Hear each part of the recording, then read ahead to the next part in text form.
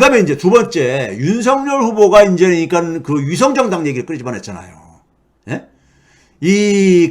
연동형 비례대표를 그러니까는 약속을 안 지켰다. 이렇게 하면서 민주당을 공격을 했잖아요. 민주당을 공격했는데, 새빨간 거짓말입니다. 새빨간 거짓말이에요.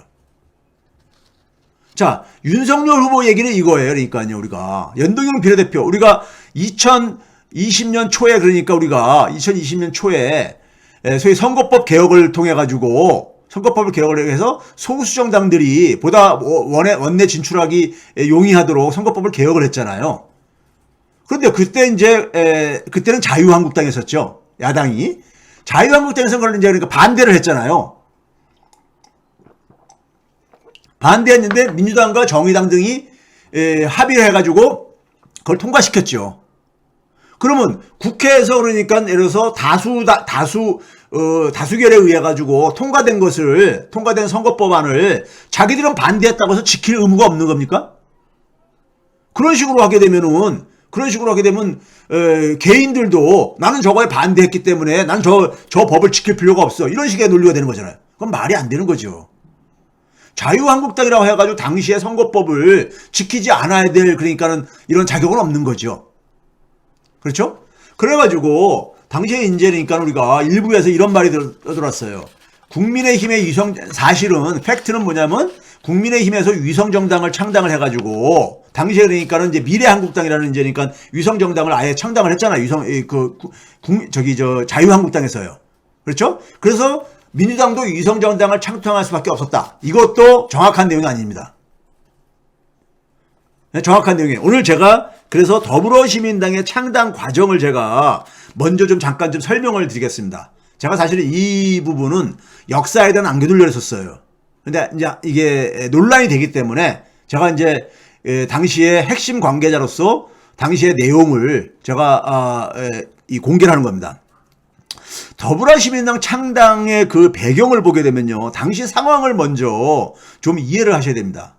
당시 상황이 뭐냐면 우리가 2019년 겨울에 서초동 여의도에서 검찰개혁을 가했었고 12월 달에 굉장히 우리가 고생 끝에 공수처 설치법을 통과시켜냈죠. 그렇죠? 당시에 여의도에 그 촛불 집회 가셨던 분들 기억하실 겁니다.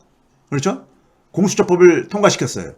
여기에 당시에 그러니까는 이 특권층들은 저는 이거 직접 들은 겁니다. 조중동 언론사들이 여기에 대해서 굉장히 위협을 느끼면서 이거를 그러니까 다시 여기에 대해서 그러니까 우리가 소위 말해서 이걸 무효화시키기 위해서 이들이 이제 기획을 한 게 뭐냐면은 4월 총선에서 2020년 4월 총선에서 그러니까 승리를 만들어 가지고 국회를 장악을 해서 공수처가 출범은 7월 달 정도에 이제 예정이 돼 있었기 때문에 그 전에 공수처법을 폐기시키자. 첫 번째가요.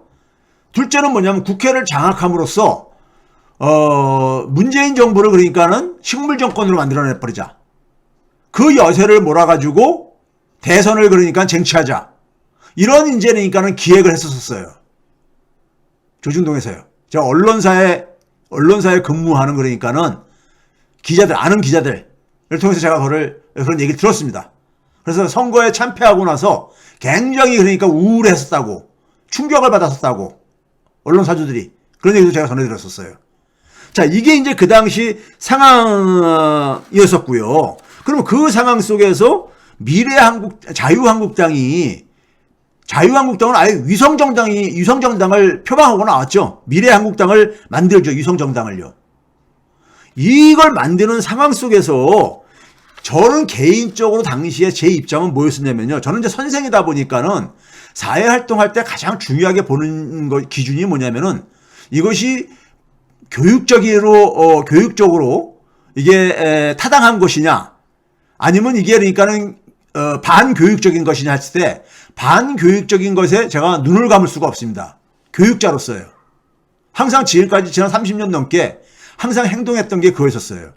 90년대 초에 90년에 제가 대학 교수를 시작하면서 김영삼 정부에서 50 특별법을 그러니까는 이걸 만들려고 할 때, 그때도 제가 이제 건국대학교에서 그걸, 건국대학교 50 특별법 그걸 이제, 만드는, 추진하는 거에 대해서 교수들, 소위 말해서, 발언들, 선언들, 이걸 주도했던 게 주도했던 사람 중에 한 사람이 저였었는데요. 당시에서 어느 언론에서 저한테 인터뷰를 하면서 왜, 이 50 특별법을, 그러니까 만드는 걸 지지하느냐, 여기 왜 이 목소리를 내고 있냐, 이렇게 물어보더라고요. 제가 그 당시 뭐라고 얘기했냐면요. 반교육적이기 때문에 그렇게 했었어요. 전두환이 보여준 것은 뭐냐면요. 당시에 유명한 말이, 나왔었죠. 성공한 쿠데타는 처벌할 수 없다. 이게 말이 안 되는 얘기잖아요. 그러니까 수단과 방법을 안 가리고서라도 권력을 그러니까 장악하면은 괜찮다는 얘기잖아요. 이것이 자라나는 아이들, 학생들한테는 굉장히 부정적인 영향을 미치는 말이죠. 민주주의는 과정이 굉장히 중요하잖아요. 그렇죠? 그러니까 과정을 그러니까는 굉장히, 과정에 있어서 민주주의 원칙을 무시하고라도, 그러니까 권력을 장악하면 그거는 그 현실로 인정할 수밖에 없다. 이런 식의 논리가 됐었거든요. 저는 이게 굉장히 반교육적이다. 해가지고, 그것을 전해서 50 특별법 제정을 찬성을 하는 이런 입장 속에서, 그때 참여했었거든요. 마찬가지입니다. 제가 자유한국당이 미래한국당을 위성정당을 만들었을 때 제가 여기에 대해서 반대 입장을 가졌던 이유는 뭐냐면은 반교육적이다. 왜? 아니 거대 정당들이 그러니까는 독식하는 것을 완화시키고 소수 정당들의 그러니까는 입지를 보다 더 개선시켜주기 위해서 선거법을 개정을 했는데 그걸 그러니까 법에 그러니까 허점을 이용을 해가지고 선거법에 그러니까 갖고 있는 허점을 이용을 해가지고 위성정당 만들어가지고 자기들이 그러니까 계속해서 더 그러니까 유리한 그러니까는 의석을 차지하겠다는 거잖아요. 그래서 저는 이게 불공정한 게임이다. 원래 선거법의 취지하고 안 맞는 거기 때문에 그 이유가 하나가 있었고요. 두 번째는 뭐냐면은 앞에서 얘기했던 것처럼 검찰개혁을 좌초시키려고 하고 검찰개혁 자초뿐만 아니라 문재인 정부가 식물정권이 되게 되면은 당시에 2019년도 여름에 우리가 뭐 했었습니까요? 노아베. 그러니까 우리가 일본 침략 규탄을 했었잖아요. 근데 그것도 그러니까 굉장히 우리가 잘못하면 분위기가 역전될 수 있는 이런 상황 속에서 자유한국당이 반칙을 통해 가지고 국회를 장악하는 것을 용납할 수 없다 하는 이런 입장에 섰습니다. 저는 개인적으로요. 그런데 그러면서 이제 그러니까 우리가 더불어시민당이 나오는 과정에서 이거는 저는 항상 그럽니다. 제가 언론들하고 인터뷰할 때도 더불어시민당은 위성정당이 아니다. 이렇게 제가 얘기를 했었어요. 왜 아니냐면요. 미래한국당은 자유한국당이 사람을 파견해서 만든 거예요. 거기 국회의원들이 글로 넘어가가지고 만든 겁니다. 근데 더불어시민당은 첫 번째 이게 위성정당이 아닌 이유는요. 더불어시민당은 민주당하고 아무 관계가 없었어요. 아무 관계가 없었습니다. 당시만 하더라도 민주당의 입장이 불분명했습니다. 민주당이 그러니까 이런 비례대표 정당에 참여할지 안 할지 입장도 그러니까 정리가 안 돼 있는 상황이었었고요. 첫 번째는요. 그래서 당시에 뭐냐면 제가 왜 이걸 가했냐면은 촛불 집회를 했었던 검찰개혁을 목소리를 냈었던 촛불 시민들이 저한테 교수님 이거 지금 자유한국당이 이렇게 반칙을 통해서 의회를 장악하게 되면은 그 결과가 끔찍하지 않습니까? 그건 다 동의하는 거니까요. 이걸 가만히 두 손 놓고 있을 수 없지 않습니까? 이런 얘기를 하더라고요. 저한테 찾아와서요. 예? 그러면서 우리도 여기에 대해서 그러니까 그냥 일방적으로 당하고 있을 수는 없지 않습니까? 이런 얘기들이 오고 갔었어요. 저도 그 입장에 현실적으로 이렇게 공감하는 부분이 있었었고요. 그래서 그런 점에서 그러니까는 더불어시민당이 만들어지는 과정은 민주당과 관계가 없는 사람들, 우리 자발적인 시민들이 그러니까는 이거 만든 거예요. 그 다음에 두 번째는 뭐냐면요. 이 민주당의, 이 비례대표 정당은요, 우리가 이제 더불어시민당은 플랫폼 정당을 지향을 한다고 제가 개념을 정의했거든요. 근데 더불어시민당은 이 비례대표 정당이 성공하려면은 민주당이 참여를 해야 되는데 민주당이 참여하지 않으면은 이건 성공할 수가 없는 모델이에요. 근데 민주당이 당시에 민주당이 선택 대상에서 더불어시민당은 굉장히 불리한 위치에 있었어요. 당시에 뭐냐면 열린민주당하고 정치개혁연합이라고 정계련이 그러니까 만들어지면서 이들이 그러니까는 소위 말해서 이 비례대표 그러니까는 이 선거법을 활용을 해가지고 소위 그러니까는 이 정당 만드는 거를 추진을 하고 있었습니다. 더불어시민당보다 훨씬 먼저요. 이 과정에서 열린민주당을 그러니까는 만드는데 주역 중에 한 사람이었던 정봉주 의원이 저한테 제가 더불어시민당을 만드는데 참여를 결심하기 전에 정봉주 전 의원이 저한테 연락이 와가지고 한번 만난 적이 있었어요. 상암동 방송국 그 동네에서 만난 적이 있었는데 당시에 이제 그러니까는 정봉주 전 의원이 저한테 교수님 자기가 정당을 만들려고 하는데 그리고 정당은 아무나 못 만듭니다. 자기 같은 사람만 만들 수 있습니다. 그러면서 만들려고 하는데 교수님이 좀 깃발을 좀 들어주십시오. 뭐 이런 식의 이제 그러니까는 저한테 제안을 했어요. 근데 그 당시에 저는 그 당시에 현실 정치에 저는 기본적으로 관심이 없다 보니까는 정봉주 전 의원한테 그대로 말한 거예요. 나는 관심이 없다. 현실 정치에 관심이 없다. 실제로 지금도 현실 정치라는 것은 제가 뭐냐면 여의도 진출 뭐 이런 걸 얘기하는 겁니다. 이런 걸 얘기하는 거예요. 그래서 관심이 없다 이렇게 얘기를 했어요. 나중에 이제 그러니까 더불어시민당 만들고 나서 정봉주 전 의원이 서운한 표정을 짓더라고요. 정치에 관심 없다면서 정당을 만들었다고 해가지고. 근데 저는 더불어시민당 만들고 나서도 국회 진출할 생각은 추호도 없었거든요.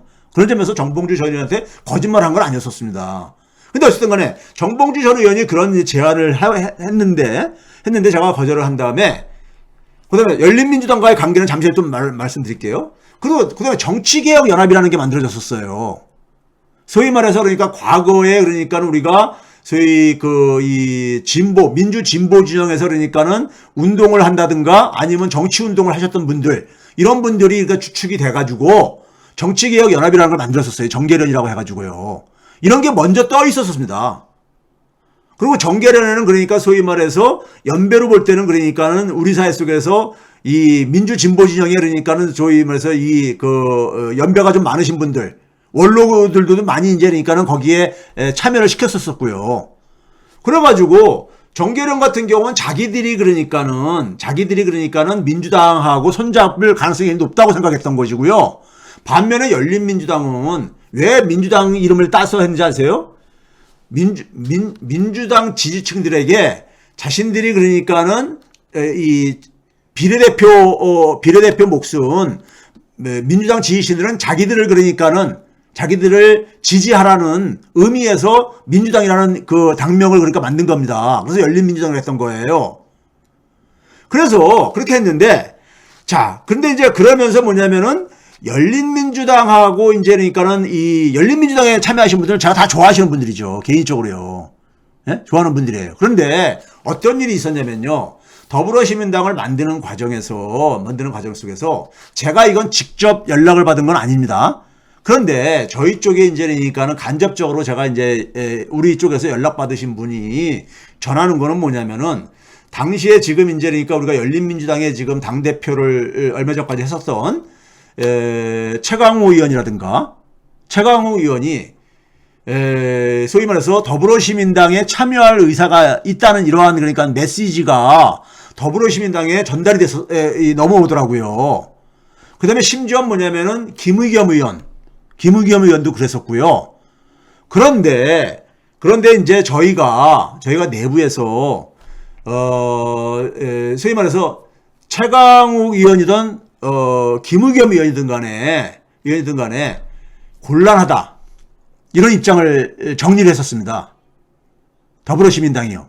왜 그랬냐면은 당시에 더불어시민당을 그러니까 우리가 더불어시민당에 당시에 최강욱 의원은 뭐냐면은 그 민정비서관으로 있다가 나오신 분이죠. 그분이 그러니까요. 민정비서관으로요. 청와대 민정비서관으로.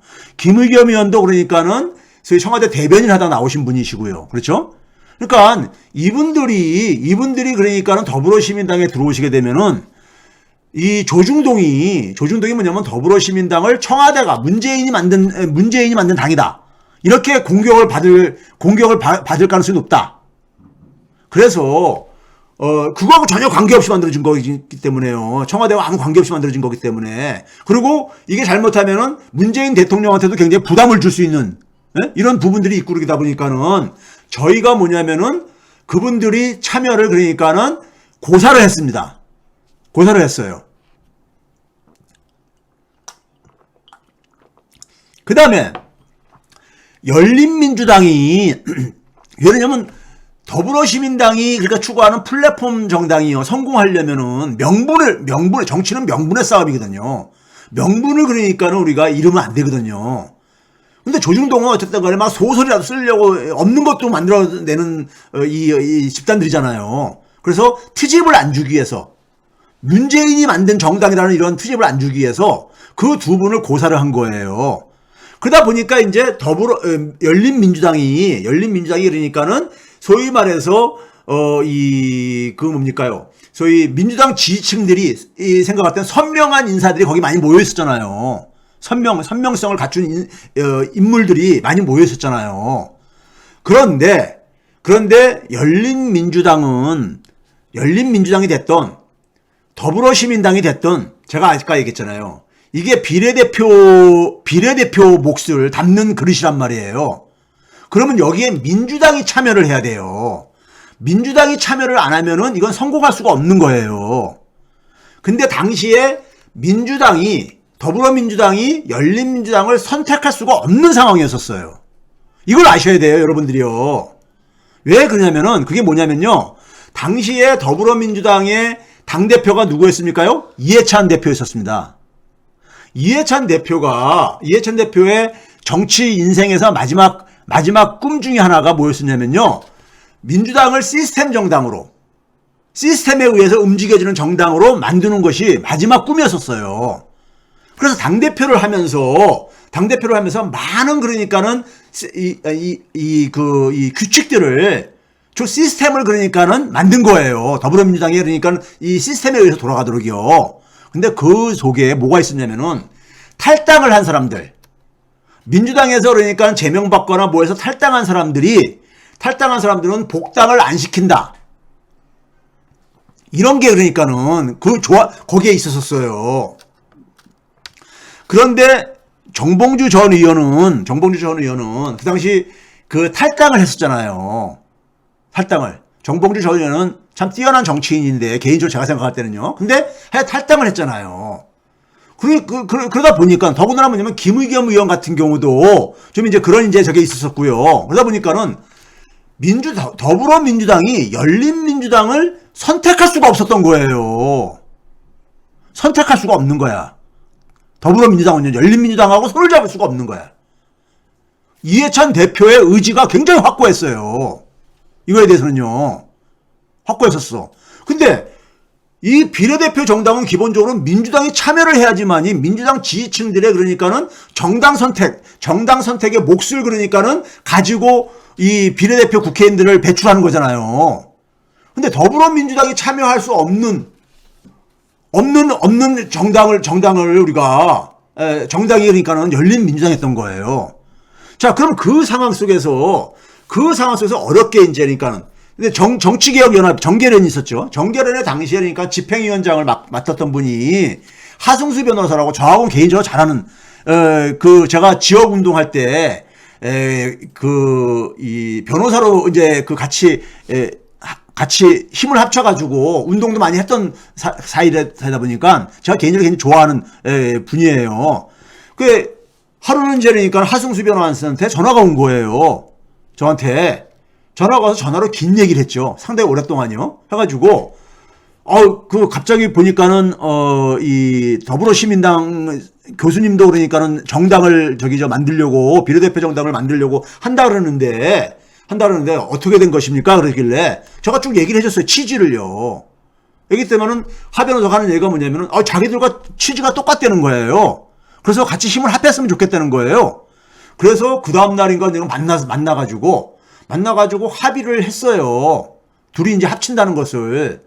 근데 돌아가가지고 지도부에서 하 변호사가 돌아가가지고 그 합의안을 보고했는데 지도부에서 그거를 그러니까는 거부당한 거예요. 제가 알기로는 정계련은 독자 정당으로 갈 생각이 있었던 거예요. 독자 정당. 근데 그렇게 되게 되면은 더불어민주당이 그러니까는 더불어민주당을 이용을 해가지고 그러니까 활용을 해가지고 비례대표 국회의원은 그러니까 확보한 다음에 독자 정당으로 가는 것은 이거는 그러니까 게임의 룰에 맞는 게 아니거든요. 그래서 정치개혁 정계련하고 더불어시민당은 그러니까 각자 길을 가게 된 거예요. 각자 길을 가게 된 것이고 그 상황 속에서 최종적으로 더불어민주당이 상당히 그러니까 3월 초까지만 하더라도요. 정치개혁연합이 자기들이 더 유리하다 그랬었어요. 민주당이 자기들하고 손잡을 거다 이랬었어요. 그런데 더불어민주당 입장 속에서는 이게 그러니까는 그 비례대표 몫을 그러니까는 선거법 취지를 잘 살려주면서 비례대표 그러니까는 의석을 이제 최대한 확보를 해야 되는 이런 문제가 있다 보니까는 이게 비례대표 의원들이니까요. 그러니까 거기서 그러니까는 당선되신 분들이 다시 민주당으로 일부는 돌아와야 되는 거잖아요. 이게 되려니까는 정치개혁연합을 하고 손을 잡을 수가 없었던 거예요. 근데 더불어시민당은 뭐냐면 플랫폼 정당을 지향을 했기 때문에 더불어시민당에도요, 그 상당히 많은 사람들이 정치 지망생들이 소위 말해서 여의도 배지를 달고 싶어 하는 분들이 많이 그러니까 접촉해 왔었어요. 근데 제가 당대표 선출되고 그 당대표 인사말을 하면서 제가 쐐기를 박아놨어요. 뭐라고 하냐면은 여기서 더불어시민당 출신들은 한 사람도 국회의원 배지 달 수 없다.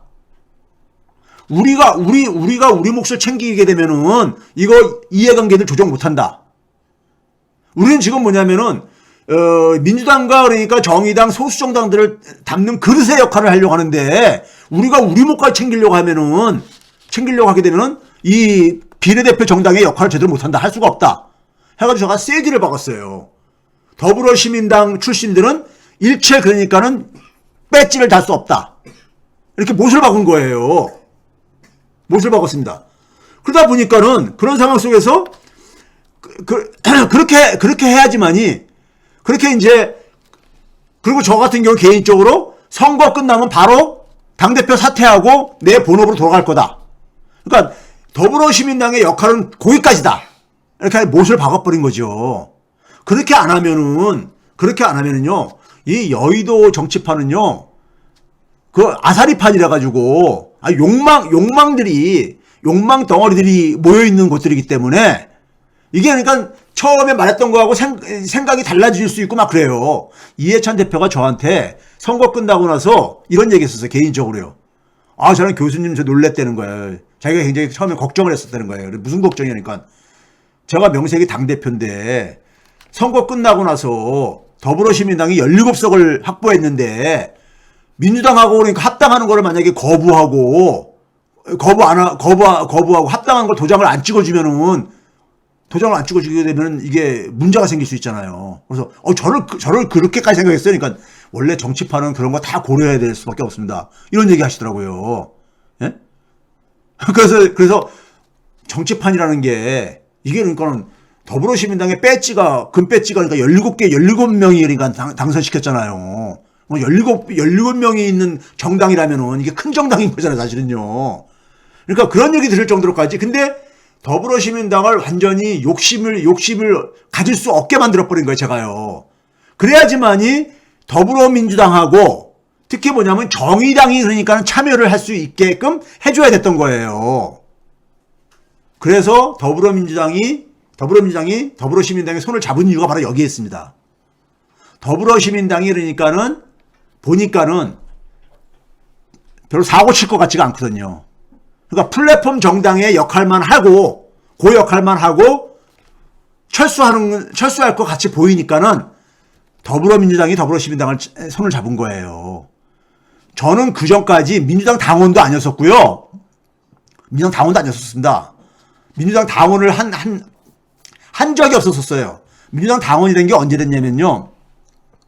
민주당 그러니까 우리가 소위 말해서 후보 경선 과정에서 제가 당원에 참여했지 그 전에는 안 했었어요. 민주당 당원이었던 적이 없습니다. 제가요. 살면서요. 예? 그러니까 더불어시민당에 그러니까 대부분 사람들은 특히 지도부들은 민주당과 아무 관련이 없는 사람들이에요. 근데 더불어민주당이 그러니까는 더불어시민당을 잡은 거는 제일 그러니까는 더불어민주당도 굉장히 그 고민했던 이유가요. 자기들이 선거법을 만들어 놓고 자기들이 그러니까는 위성정당 만다고 공격을 받는 것에 대해서 부담을 갖고 이제 그러다 보니까는 예? 본인들은 이게 위성정당이 아니라 하더라도 그렇게 덮어 씌우니까요. 그래서 이제 그러니까 굉장히 고민을 마지막까지 민주당이 고민을 했어요. 참여를 하냐 마냐. 굉장히 그러니까는 막바지에 참여를 결정을 했습니다.